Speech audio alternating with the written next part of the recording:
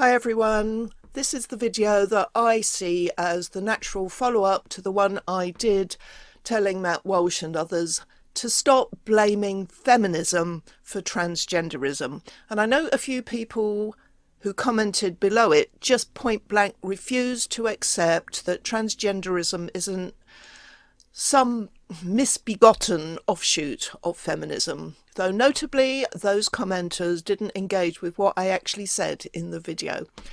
I can't do anything about people whose mindset gets in the way of being open to counter-arguments based on reason and evidence. It's a common human trait, and it's very relevant to what I'm going to be talking about in this video. As some people have pointed out, plenty of feminists, or rather women who call themselves feminists, are on the side of the trans activists. The horror that is transgenderism has got its claws into them and turned them into anti-women activists.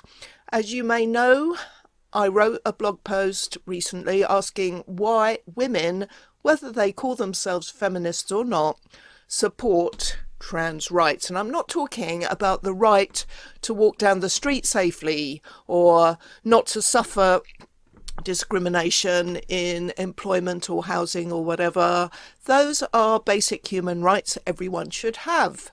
The so-called trans right that should concern all of us refers to the right of any man to self-identify as a woman and be accepted as such for all purposes, and vice versa.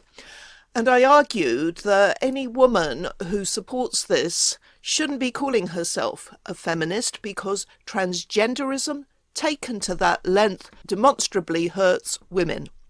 Using the analogy of vegans, I also pointed out that this is not the no true Scotsman fallacy as some people claim.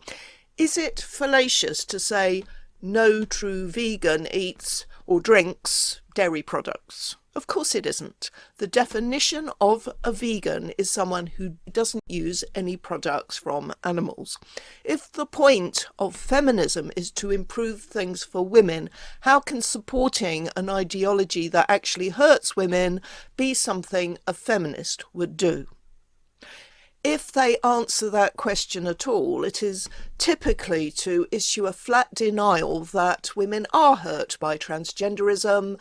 But anyone who's been keeping their eyes and ears open for the past several years knows better than that, which is why I included the following questions in my blog post.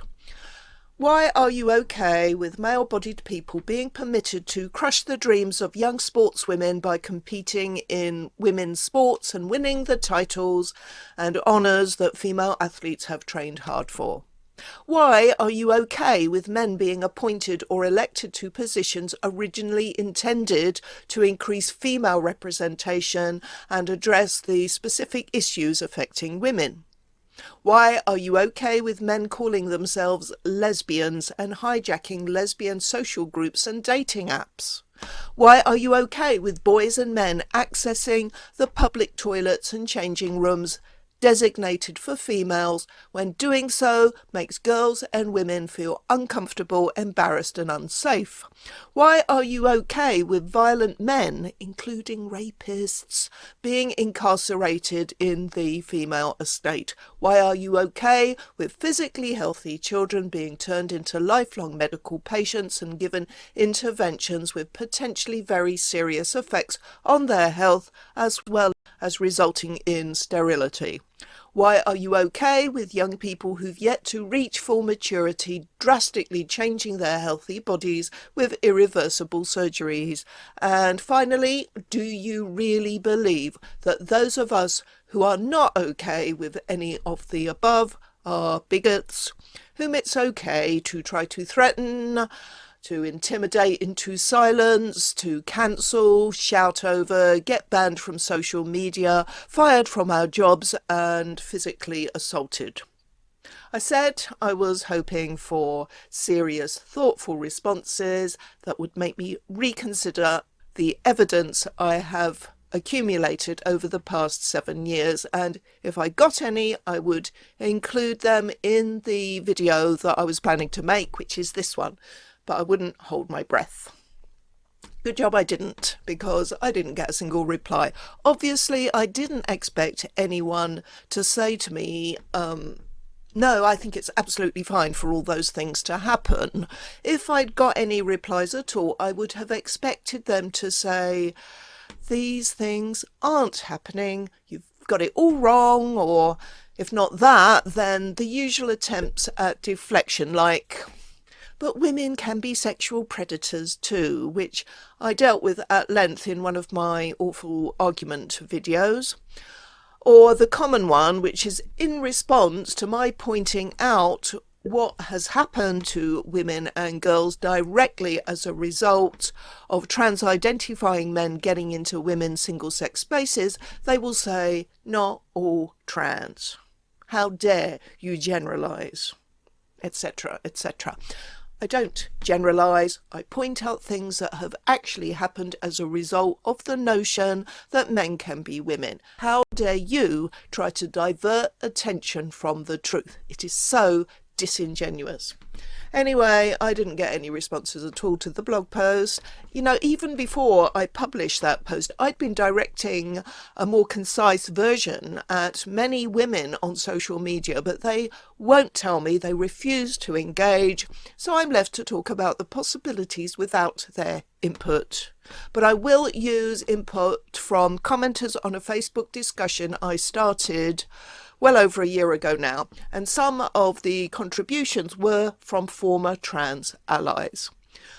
I will show some of those answers I got over here with their names removed, obviously, and I'll include the points they make in what I say without necessarily reading every one of them out, though I will read this one out because it seems pertinent to what I've just been saying. Quote, "For the same reason they line up with men to pretend that women are just as violent.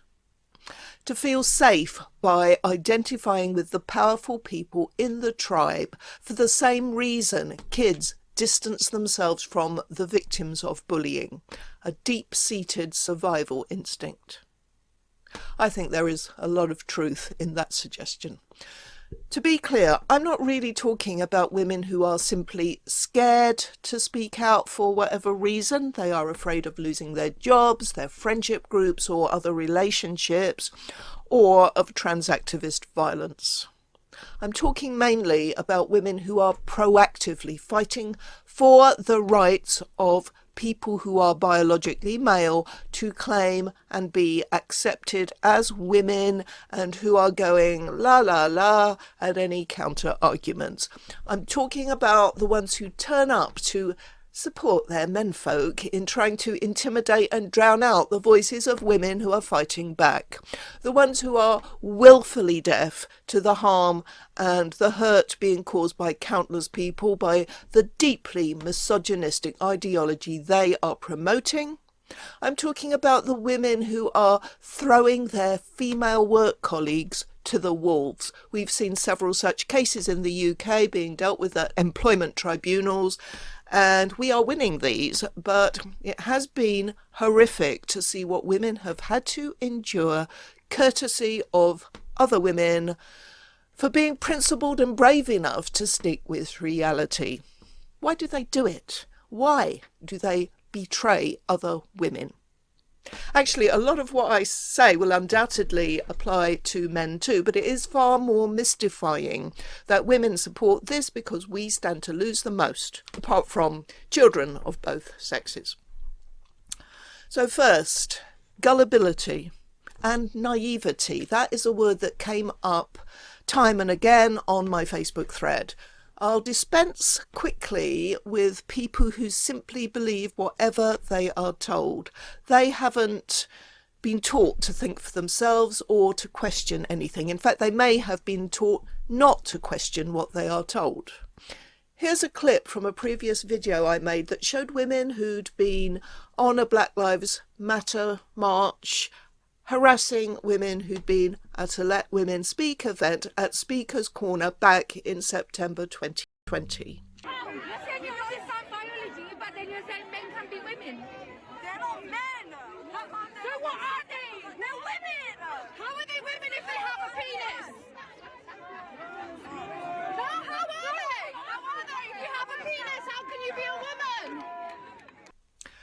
they can't answer even the most obvious question. In real life, they will walk away. Online, they will block. I can only speculate as to what people like that young woman I've just shown have been told. I mean, probably that some people are born in the wrong body and this is deeply distressing, and the kind thing to do is to accept these people as what they say they are. Why would any man choose to be a woman when women have an inferior status in society? Stuff like that. Most people haven't heard of autogyophilia, and I think most people, or a lot of young women, will find that particular phenomenon very hard to comprehend. And of course, when you've got some doctors and scientists supporting so-called trans rights, that false authority from people who should know better serves to strengthen the delusion. The fact that, especially under the American healthcare system, medics and therapists can apparently make good money from this racket doesn't always ring alarm bells, unfortunately. There are many terrible consequences of the widespread institutional capture by gender ideology, but the greatest concern is surely that some schools and teachers are actually teaching gender nonsense to children as if it were fact. But I don't want to give the impression that it's only young people who can be gullible and we all achieve wisdom with age. Absolutely not. I've come across people older than I am now who just seem to believe whatever they are told. These old codgers joined the bullies trying to stop women being heard at our event in Brighton in 2022. When it comes to transgenderism, having a child or a grandchild, a niece or a nephew, an unhappy teenager who claims to be trans, that seems to be one of the most powerful, influential factors. And I don't mean the Transhausen by proxy parents who think having a trans child is great because it's special and they relish the attention it brings to them. I mean the ones who are genuinely taken in, they don't understand it, and they think of it as similar to their child coming out as gay. For that matter, it doesn't even have to be a young relative. I've come across women who will disregard all evidence of the harm being caused. They refuse to believe it because they have maybe one or two dear friends, a dear friend who will invariably be a man, very often a straight, married or formerly married man who has decided he's a woman and who is such a good person, such a sweetie, and that's all that matters. Then there's prior attitude. Although I often call people stupid, or words to that effect, I certainly don't think that everyone who supports transgenderism lacks intelligence. But even intelligent people can believe stupid things, and many are taken in by all this stuff. I think that is at least partly explained by what is sometimes called the prior attitude effect. People believe what they want to believe, and if they are presented with evidence that contradicts what they want to believe, they will find a reason to disregard it. There's been some research on people's views about controversial topics like gun control and affirmative action. We tend to call that positive discrimination over here. These are subjects on which people can have very strong opinions for or against, and time and again people prove resistant to open-mindedly looking at the evidence that undermines their existing views while being overly accommodating to evidence that seems to confirm what they already believe. Confirmation bias. We see it on social media every day, on anything from the COVID vaccines to the war in Gaza or any other topic that people feel passionately about. Why do people support trans rights? Because they assume that is the progressive thing to do. Some may see transgenderism as a natural progression from the gender bending, as it was called, of the 1970s and 80s. Nearly all men, of course. And which was a way of defying convention and challenging societal norms and expectations. So I think many people feel intuitively that transgenderism is countercultural and therefore progressive, when it's neither of those things. Trans activists present themselves as a civil rights movement, a liberation movement, an oppressed minority seeking full human rights. I have pointed out more than once that no other movement for human rights demands the right for people to claim to be what they're not, to redefine the meanings of words that refer to what people are, and to erode sex-based protections. Black people did not want the right to claim to be white. Gay people did not claim to be straight. Women did not claim to be men. I like how Helen Joyce put it in her book, Trans When Ideology Meets Reality. This is early in chapter 11. What same-sex marriage, women's franchise, and the end of segregation all have in common is that they extend the rights of a privileged group to everyone. And when people hear the phrase trans rights, they assume something similar is being demanded, that trans people be enabled to live without discrimination, harassment and violence, and to express themselves as they wish. Such goals are worthy ones, but they're not what mainstream transactivism is about. What campaigners mean by trans rights is gender self-identification, that trans people be treated in every circumstance as members of the sex they identify with rather than the sex they actually are. This is not a human right at all. It is a demand that everyone else lose their rights to single-sex spaces, services and activities.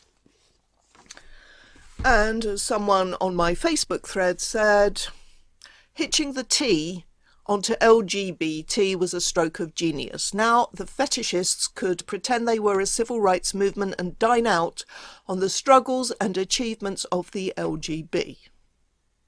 Or as this one puts it, the delusion that it's a liberation movement for trans people and a lazy failure to find out what's actually going on. And I mistakenly assumed it was progressive. And before I peaked, it was because I genuinely didn't realise, understand, the weight of the issue.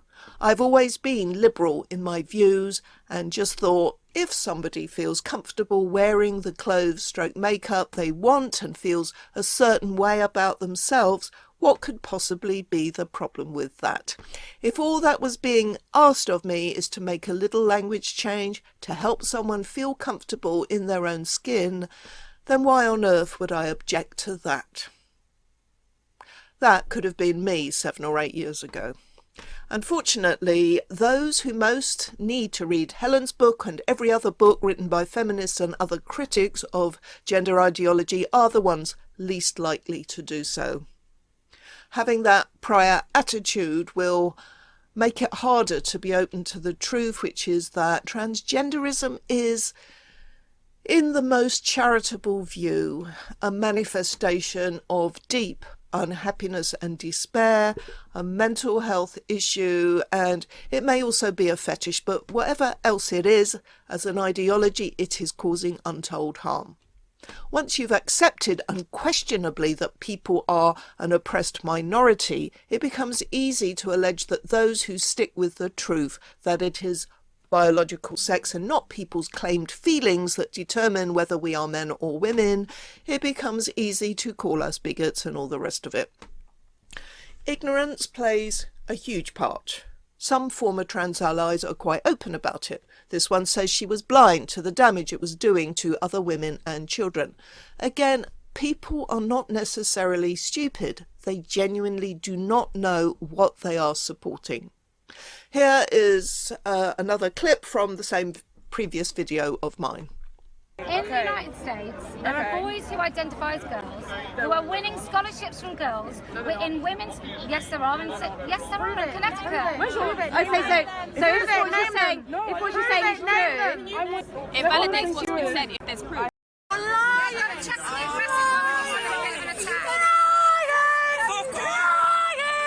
So Kelly J. Keane is telling the truth about one very small part of the massive injustice that has been in women's sport, and these young women flatly refuse to believe her and call her and Venice Allen, who was also there, liars. Because of their closed mindset, their prior attitude, they are simply not amenable to hearing something they don't like the sound of. We can't know, of course, whether any of them or any of their interest was piqued enough to go home and do some research, or whether anything else has happened that has woken them up in the 3 years since. Maybe they found this video of much cheated Connecticut high school athlete Alana Smith. So even before I get to the track, I already know that I'm not gonna get first place or maybe even second place. And it's really hard knowing that, because I know that no matter how hard I work, I won't be able to have the top spot. Obviously, it is much safer to remain in ignorance when you are part of a generation that is in thrall to this ideology and whose proponents are hateful and tyrannical to the point of violence. It takes bravery to speak against it. So kudos to any young woman doing so, and more power to you. Of course, if you're just not interested in sports, it's much easier to remain in ignorance of what's happening in that particular sphere. But it is surely becoming more difficult to ignore the many other terrible things that happen thanks to the normalisation of transgenderism, which includes little girls being molested in supermarket toilets, teenage girls violated in girls' locker rooms, women being assaulted in domestic violence refuges and prisons, young people getting osteoporosis thanks to puberty blockers and having irreversible surgeries they come to regret, not to mention people losing their jobs, losing friendships and even family relationships, because this is an ideology whose supporters brook no dissent.